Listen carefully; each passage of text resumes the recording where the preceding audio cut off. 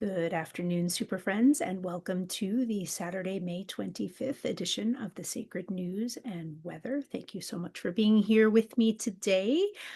I am delighted to have you. I'm not sure where we're going today because I thought I was going to be talking about Pentecost, which it is today. Today is the receiving of the Holy Spirit, the Ruha, the sacred breath, the flame. Um, in Christianity, in Judaism, we would be celebrating Shavuot, which was a few days ago. It's the same. It's where Moses received the Torah on Mount Sinai.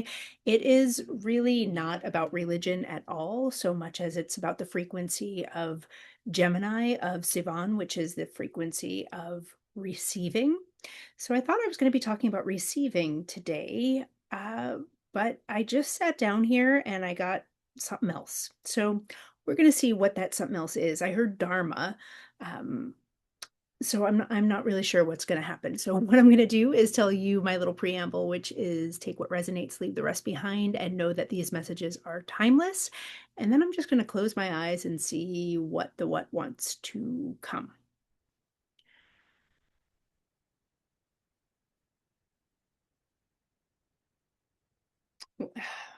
What I'm seeing, I'm also hearing Sophia, which is of course wisdom, which is the feminine wisdom, which is the feminine indwelling wisdom, and Dharma, which is of course spiritual alignment and integrity with your spiritual self, which also could be a Pentecost or Shavuot receiving message, but that's not where we're going. That's not where we're going. Where are we going? What I'm hearing is we're being invited to really tune into our intuition, to tune into our spiritual center, to tune into our heart center. I think the piece that I'm hearing about Dharma is that there's a feeling that there is someone either in your life or this is you who is following a moral code, a specific moral code that is outdated for their spiritual self. So there is a feeling of shame or blame or guilt that is related to a moral code that from an external source, a moral code that was received from childhood, probably childhood. It feels old. It feels old, and it feels as if this person were young when they were receiving this moral code that they have been accidentally, and I don't want to say, maybe accidentally is not the right word, they have been following, but not following to the letter. They've been wobbling on this moral code, and the wobbles, I heard it's more than a wobble. Okay, I don't know what the specific moral code is, and I'm not going to give it to you because I feel like everyone is going to find what is true for them. You will know what it is that I'm talking about if this is your message or if this is a message for your person. Some of you have strayed well off the path. Some of you have strayed well off the path that you were given as children. And what I'm being told to tell you is that part of being way off the path, or even just a little bit off the path, is that this was not actually your path. This moral code, though not wrong per se, is actually not in alignment with your Dharma, not in alignment with your true spiritual self. And part of the discomfort, part of the guilt, part of the shame, part of the, I'm hearing like depression or low energy, part of the hermitude, part of the hiding. I'm also seeing five of pentacles. I'm seeing that feeling of being left out in the cold, of abandonment. Part of the abandonment feeling, part of the abandoned feeling, or part of the reason you abandon someone or something, and take what resonates here. Tell me, you can tell me where you see yourself, or tell yourself, let yourself know where you're seeing yourself.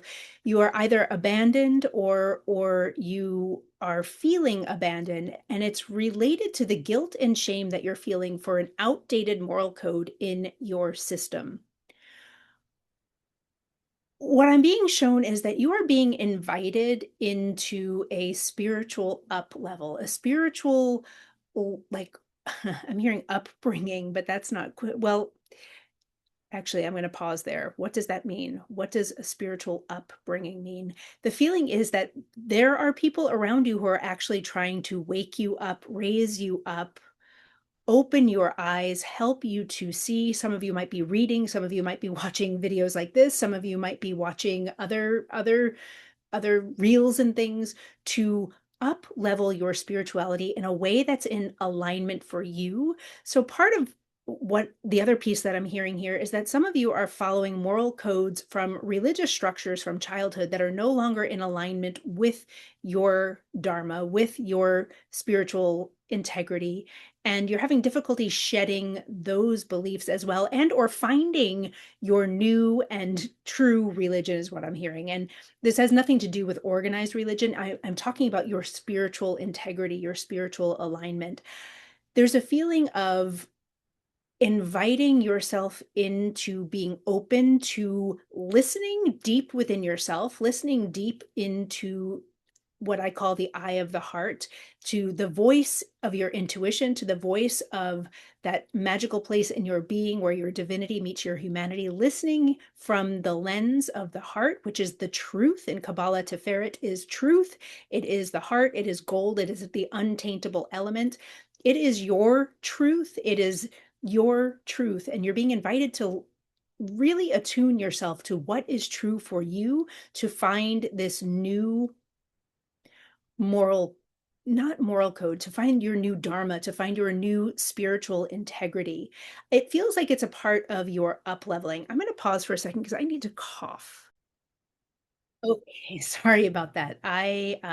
This is going to be TMI, but fleas. I have been using essential oils all over my home because apparently the very expensive over-the-counter flea medicine that I use on my two cats and a dog, our local fleas are immune to. And so yesterday I found fleas on my little injured dog and I was like, what the hell? And I called the vet and the vet said, oh yeah, I know it's expensive, but it doesn't work. So anyway, I have essential oils that I've been boiling the house and boiling everything, and I've been cleaning the carpets and the rugs with this essential oil, and it's like making my voice a little froggy and making me cough. Anyway, spiritual integrity, spiritual alignment.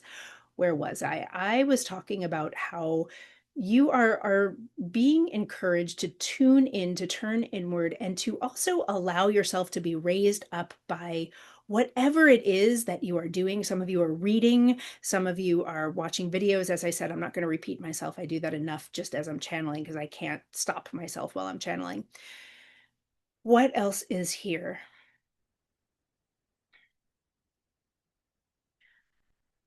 Some of you who are tuning into my videos regularly, first of all, thank you. I'm so grateful for your presence here. Some of you who are tuning in identify as empaths. I feel like this is a different thread of energy, but I feel like it's a different thread of energy that is related to this spiritual integrity that I'm seeing here. Some of you identify as empaths, but there is a very specific kind of empath that I'm being told to tell you to investigate. It is very much who I am in the world and have been probably since birth, though I did have to do an awful lot of shadow work and integration that started in my 20s in order to come fully into this type of empath, which is not the empath necessarily who takes on all of the feelings of the people around them or takes on the feeling of a room or a space, but this is a little bit next level. And I feel like if you go and look this up and research, it's a Sophia empath. I'm being shown to point you in the direction of researching Sophia empaths. These are the empaths who come into the world or through their early life, early childhood, they develop the kind of knowingness that cannot be explained easily. And so there's a feeling of you have this knowingness and you've always known that you've had this knowingness, but you doubt yourself. You doubt yourself often because everyone else around you, the way that they know is by logic. It's by putting all points together to understand that yes, A plus B equals C, and this all makes sense. And most people in the world, whether they're empathic or not, operate in like proof of truth. And you have come into this world with a knowingness that then requires almost dissemination. So you have the knowing. For example, your friend tells you she's getting married, and you know that this marriage is not going to last. In fact, you can see exactly why. You can see what's going on with her future husband, and you just know, this is a terrible idea.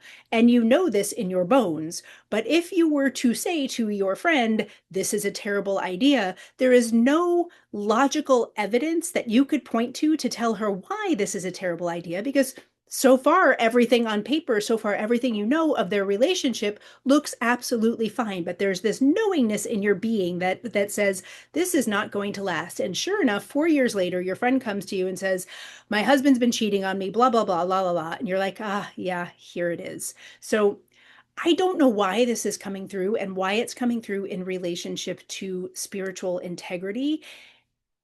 Oh, except that I just heard it. Okay. So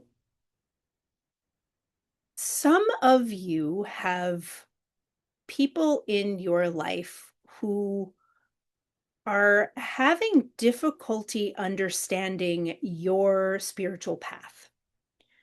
I think this is what it is. And they may be the energy that is on the spiritual path or looking for a new spiritual path, this energy over here that is in need of shedding an old moral code and living into their new Dharma, their new spiritual truth. This entity, I believe, is having difficulty understanding your type of empathy. So I feel like these two people are in relationship somehow, and it may be romantic relationship, it may be friendship, it may be a family member. There is a question, there's a wobble, there's a rejection even of your knowingness, the knowingness that you were born with as this Sophia empath, this knowingness that you were born with. It feels like this person over here is having difficulty accepting your knowingness as knowingness. And there's a feeling of this person trying to pick apart. I'm seeing it's kind of a funny image, but I'm seeing like a raw salmon, and I'm seeing somebody like picking the bones out with pliers. They're trying to pick you apart, but I want you to know that it's not you that they're trying to pick apart. And they're not trying to be destructive. Like, they're literally trying to remove the bone so that you don't choke, is what it feels like. There's an element of protection here. There's an element of protection in trying to remove those bones, but it feels like to you that somebody's trying to pick you apart. And I just want you to know that this person is not trying to pick you apart. This person has no baseline understanding of the knowingness that you have come in with, and they are trying to understand your knowingness, and what they are doing is trying to understand. They are not trying to pick you apart. And in the meantime, they are trying to come into their own spiritual truth. They're trying to release old storylines. They're trying to release old moral codes that are no longer serving them, that are leaving them feeling guilty or shameful. And then there's just this other feeling of like sheer rejection of all of it. But then in the rejection of all of it, there's an emptiness that's happening here. In the meantime, over here, what else is here? Spirit, show me what's over here for this person.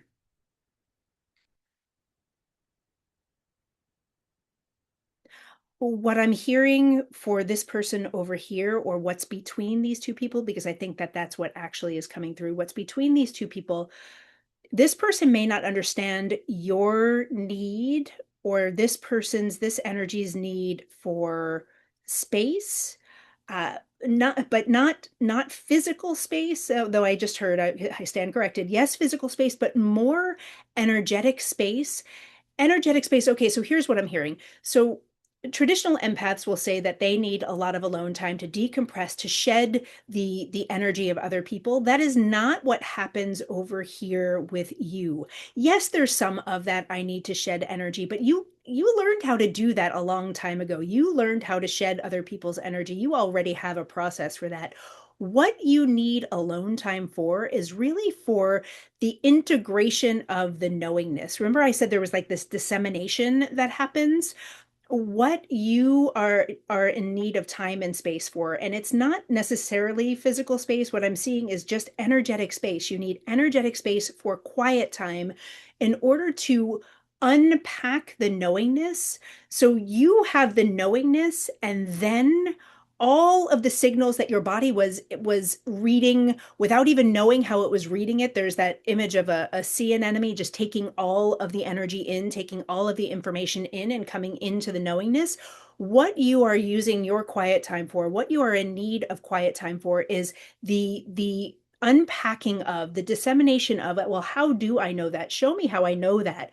Show me what is here for me. And then also like learning how to up level yourself, because you don't just stop with the knowingness. You have the knowingness, but then you want to continue your growth. So part of the alone time that you are requiring, that this energy over here may not understand, is that it is the dissemination of the knowingness and the understanding of the knowingness, not by logic, not by A plus B plus C equals D, but by here is the truth and here is the way it disseminates. You, what else am I hearing over here? You may talk a lot. You may talk a lot. I don't know what that is, but you may talk too much, or your person thinks you talk too much. It's not too much. It's never too much. It's your process. Trust your process. What else is over here, or what is between? Spirit, show me what else is in between these two people. I'm not getting anything else. I feel like the overarching message between these two, I feel like my hand has probably been in front of my face this whole time. I'm sorry. Uh, the overarching message is that this person is discovering their spiritual truth. They are stepping into their Dharma, and you already have your Dharma. And what you might have experienced was this person picking your path apart, but it was not to destroy you. It was not to pick you apart. It was to understand you, regardless of how it came forward. And what I'm being shown is that you can bring this information to your person and say, hey, this is how I operate. There are videos, maybe that's why I was seeing videos too. There are videos about, and some of them are really negative. So just turn off the negative bullshit. There's so much negativity out there in the world. You don't need any more. Tune yourself into like what is positive about a Sophia empath, because I feel like there's more information for you there that I can't quite unpack now. This video would go on forever. Sophia is wisdom. I don't know if I said that. I'm going to leave this here. I feel like that was a lot and it might have been all over the place. I've been on flea patrol and I'm like expecting locusts next, so I'm a little tired today. I'm glad that I got to show up. Thank you for being here so much. Please like, share, and subscribe. Happy Sunday. I should see you tomorrow. We'll see. Barring locusts, pestilence. Have a good one. Bye bye.